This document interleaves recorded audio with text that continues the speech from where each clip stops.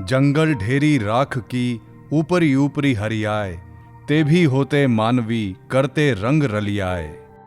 जब निधन हो जाता है तब मरे हुए शरीर को जला दिया जाता है।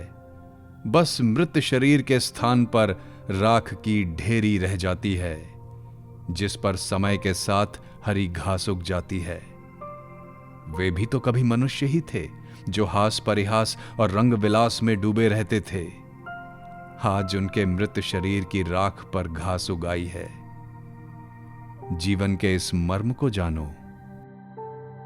कस्तूरी कुंडल बसे मृग ढूंढे बन माही, ऐसे घट घट राम हैं दुनिया देखे नाही। कबीर कहते हैं कि कस्तूरी मृग की नाभि में होती है और वो जंगल में उसे ढूंढता है। इसी तरह से रोम रोम में राम है और दुनिया देख नहीं पाती। माया मुई ना मन मुआ, मरि मरि गया शरीर, आशा तृष्णा ना मुई, यों कही गए कबीर। कबीरदास जी कहते हैं कि संसार में रहते हुए न माया मरती है न मन।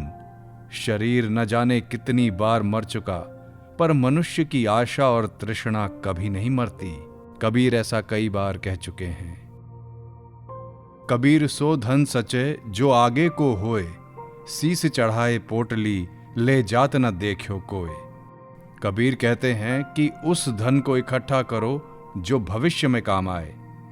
सर पर धन की गठरी बांध कर ले जाते तो किसी को नहीं देखा।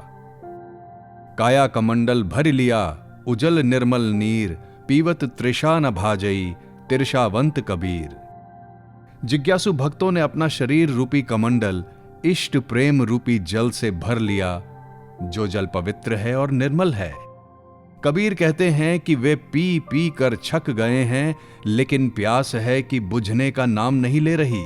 अर्थात ईश्वर भजन की ऐसी लत लग गई है कि प्यास बुझ ही नहीं रही, बढ़ती ही जा रही है। दीपक सुंदर देख करी जरी जरी मरे पतंग, बढ़ी लहर जो विषय की जरत न मारे अंग। दीपक की सुंदर लौ को देखकर कीट पतंग जल जल कर मर जाते हैं। यही स्थिति कामी पुरुष की है। विषय वासना की लौ की खूबसूरती में उलझकर वो भी अनेक प्रकार के दुखों को भोगता है, और एक दिन वो भी वासना की लौ में जल मरता है। बिरह कुल्हाड़ी तन बहे, घाव न बांधे रोह, मरने को संशय नहीं छूट गया ब्रह्म मोह। विरह की कुल्हाड़ी जब शरीर पर चलती है तब शरीर बहता है और उससे पैदा हुआ घाव भी भरता नहीं। फिर भी मौत का डर नहीं है। भला मौत का डर क्यों सताए, जब भ्रम मोह सब पीछे छूट गए हैं और सद्ज्ञान का बोध हो गया है। माली आवत देख के कलियां करे पुकार, फूली फूली चुन लई काल हमारी बार। कबीर कहते हैं कि माली को आते हुए देखकर कलियां पुकारने लगी। जो कलियां खिली हुई थीं उन्हें माली ने तोड़ लिया, और जो खिलने वाली हैं उनकी कल बारी है। जीवन की भी गति यही है। जिनकी आयु पूरी हो गई है वो काल के मुंह में समा जाता है, और जिसकी उम्र पूरी नहीं होती उसकी बारी अगले दिन होती है। तन को जोगी सब करे, मन को करे न कोय, सहजे जब विधि पाइए जो मन जोगी होए।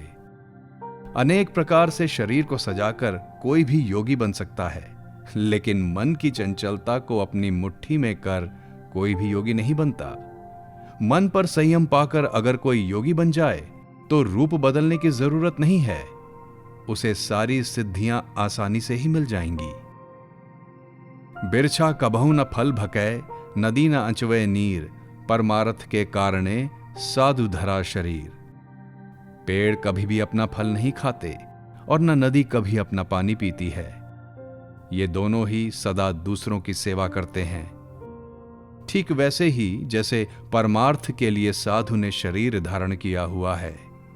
जो संत होते हैं उनका जीवन दूसरों के लिए होता है। ये तन कांचा कुंभ है, लिया फिरे थे साथ, टपका लागा फुट गया कछु न आया हाथ। कबीर कहते हैं ये शरीर मिट्टी के कच्चे घड़े के समान है, जिसे बड़े शौक से आप अपने साथ लिए फिरते हैं। काल का एक ही पत्थर लगने पर यह मिट्टी का शरीर रूपी घड़ा फूट जाता है और हाथ में कुछ भी नहीं लगता। तात्पर्य है कि इस शरीर पर गुमान करने की कोई आवश्यकता नहीं। कंचन दिया करण ने द्रौपदी दिया चीर, जो दिया सो पाइया, ऐसे कहें कबीर। कबीर कहते हैं कि कर्ण ने सोना दान किया था और द्रौपदी ने वस्त्र दान किया था, जिससे उसकी लाज की रक्षा हुई। दान करना व्यर्थ नहीं जाता, व्यक्ति को उसका सुफल अवश्य ही मिलता है। आया था किस काम को तू सोया चादर तान, सुरत संभाले काफिला अपना आप पहचान। हे प्राणी, तूने यह शरीर धारण किया है ईश्वर भजन के लिए, और तू चादर तान कर सो रहा है तथा मोह माया में उलझकर सब कुछ भूल गया है। अभी भी समय है, अपने आप को पहचान और सद्गुरु का ध्यान लगा, तुझे अवश्य मुक्ति मिल जाएगी। जाए झरोखे सोवता फुलना सेज बिछाए, सो अब कहूं दिखे नहीं छिन में गयो बिलाए। फूलों की सेज बिछाकर जो महल की अट्टारियों पर सुख की नींद लेते थे, वे अब कहीं भी नजर नहीं आ रहे। काल ने उन सबको ही नष्ट कर दिया है। हे प्राणी, अतीत से कुछ शिक्षा तो लो और सद्गुरु से नेह लगाकर इस जन्म को सुधारो। सतगुरु बड़े सराफ हैं, परखे खरारु खोट, भवसागर ते काढ़ के राखे अपनी ओट। सद्गुरु बहुत बड़े जौहरी हैं, जो खरे और खोटे की पहचान करते हैं। सत्य असत्य को परखने में उन्हें समय नहीं लगता है। जो खरा है और उसमें कोई खोट नहीं है, उसे भवसागर से निकालकर अपनी शरण में ले लेते हैं, अर्थात उसकी सांसारिक मोह माया से रक्षा करते हैं और सद्गति के मार्ग की तरफ खींच कर ले जाते हैं। जो सांचा विश्वास है तो दुख क्यों न जाए, कहें कबीर विचारी के तन मन देह जराए। जब ईश्वर पर पूरा विश्वास है तब दुख क्यों नहीं जाएगा। कबीर कहते हैं कि ईश्वर की प्रेमाग्नि के हवन में अपना तन मन जला दो, ताकि विषय वासनाओं का जो ये उफान बार बार उठ रहा है वह ना उठे और अलौकिक आनंद की प्राप्ति तुम्हें होने लगे।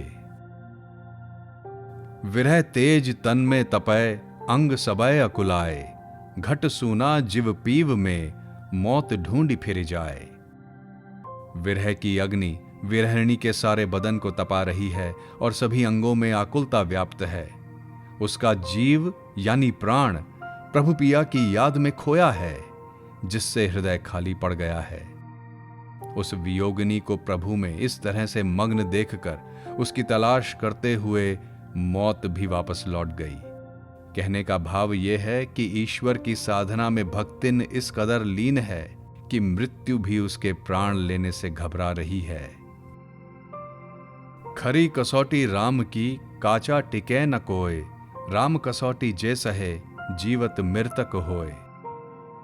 राम की कसौटी ही खरी है, अर्थात राम की भक्ति ही सत्य है। इसके सामने कोई भी भ्रमजाल टिकने वाला नहीं है। राम भक्ति की कसौटी पर जो खरा उतरता है वो जीवित ही मृतक हो जाता है, अर्थात सारे मोह के बंधनों से मुक्त होकर राम के धाम को प्राप्त कर लेता है। वो जीवित ही मोक्ष प्राप्त कर लेता है।